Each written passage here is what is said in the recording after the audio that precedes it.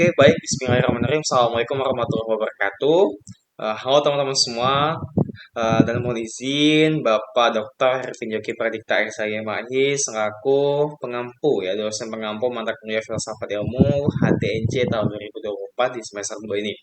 Baik Bapak, sebelumnya perkenalkan saya Muhammad Naufal Faroki dengan NPM 2421020023 yang pada kesempatan kali ini akan memprestasikan makalah ya ataupun yang tengah dikaji dan digagas oleh kelompok 4 dengan tema aksiologi ya. Pertama kita bahas terkait aksiologi ya. Aksiologi itu merupakan salah satu cabang utama dalam filsafat yang mempelajari nilai-nilai ya dalam kehidupan manusia. Jadi, benang merahnya adalah nilai-nilai ya, mempelajari nilai-nilai dalam kehidupan manusia. Secara umum, aksiologi juga berfokus pada aspek nilai yang dapat ditemukan dalam berbagai dimensi kehidupan, seperti moralitas, estetika, dan juga pengetahuan.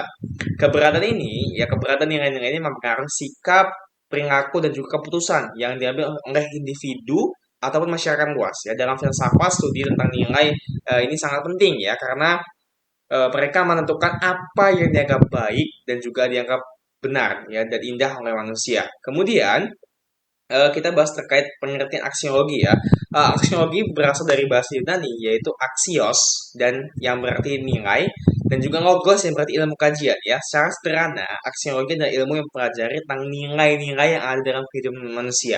Ya, aksiologi berfokus pada pemahaman tentang apa yang dianggap dinilai dalam kehidupan serta bagaimana nilai-nilai tersebut terbangun dan diterima oleh masyarakat. Kemudian eh, aksiologi juga dibedakan menjadi 3 cabang ya. Pertama epistemologi ya, keilmuan, etika dan juga estetika di mana masing-masing cabang ini memiliki objek kajian ya yang berbeda-beda namun saling berkaitan ataupun saling berhubungan ya. Lagi-lagi bahwasanya aksiologi adalah bagaimana kita mempelajari nilai-nilai kehidupan ya. Tadi disebutkan etika, estetika dan juga epistemologi merupakan nilai-nilai yang memang harus dipelajari ya, dipelajari oleh manusia yang memang harus dikuasai dan juga diterapkan dalam kehidupan sehari-hari.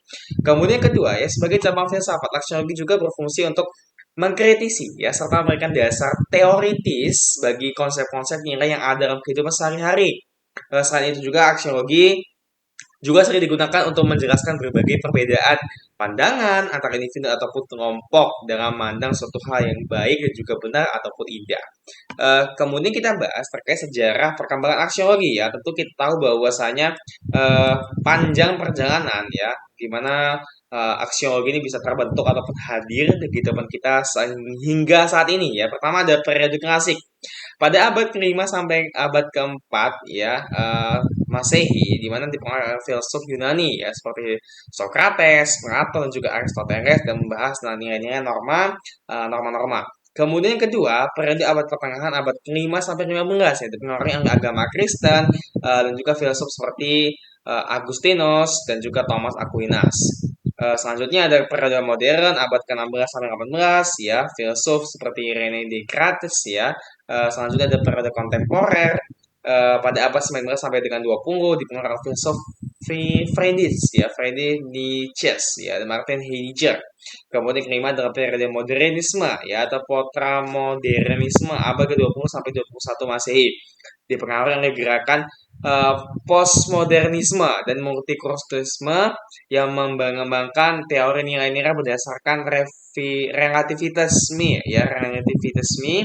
dan pengakuan keberagaman kebudayaan.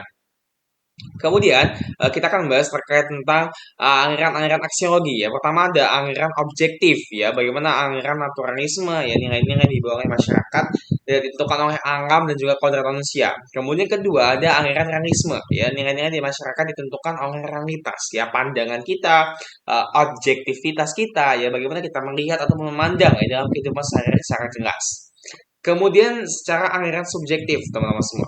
Bahwasanya kita tahu aliran subjektif ini adalah aliran ya relativisme ya, nilai-nilai yang ada di masyarakat yang relatif dan berbeda-beda tergantung pada individu dan juga budayanya. Selanjutnya ada aliran subjektivisme, nilai-nilai yang terkandung ya dalam masyarakat dengan oleh persepsi dan pendapat individu aliran gabungan. Selanjutnya adalah aliran idealisme, ya, nilai-nilai yang dimasyarakat tentukan oleh ide-ide konsep dan yang ada di dalam pikiran manusia. Selanjutnya ada aliran pragmatisme, nilai-nilai yang ada di masyarakat tentukan oleh manfaat dan juga kegunaan ya yang dapat diperoleh oleh nilai-nilai tersebut. Selanjutnya ada anggaran lainnya seperti anggaran humanisme, nilai yang ada di masyarakat, tentukan oleh martabat juga harga diri manusia. Dan juga ada anggaran eksistensialisme, ya nilai-nilai di masyarakat ditentukan oleh kebebasan dan tanggung jawab individu. Jadi kesimpulannya ya dari Makanlah yang telah dikaji oleh kelompok 4 ya bahwasanya aksiologi itu merupakan cabang ilmu filsafat ya mempelajari tentang nilai-nilai yang ada dalam kehidupan manusia ya salah satunya adalah epistemologi, etika dan juga estetika di mana kita membahas terkait apa saja sih yang akan dibahas di nilai-nilai di kehidupan manusia gitu kan ya bagaimana kita eh, memandang sebagai hal moralitas ya estetika dan juga maupun pengetahuan itu adalah hal yang paling harus kita pelajari sebagai umat manusia sebagai hamba yang Allah Subhanahu wa taala dan juga sosiologi berperan penting dalam bentuk karakter individu dan membimbing perilaku sosial ya serta memberikan pedoman dalam pendidikan untuk menciptakan generasi yang beretika dan menghargai keindahan.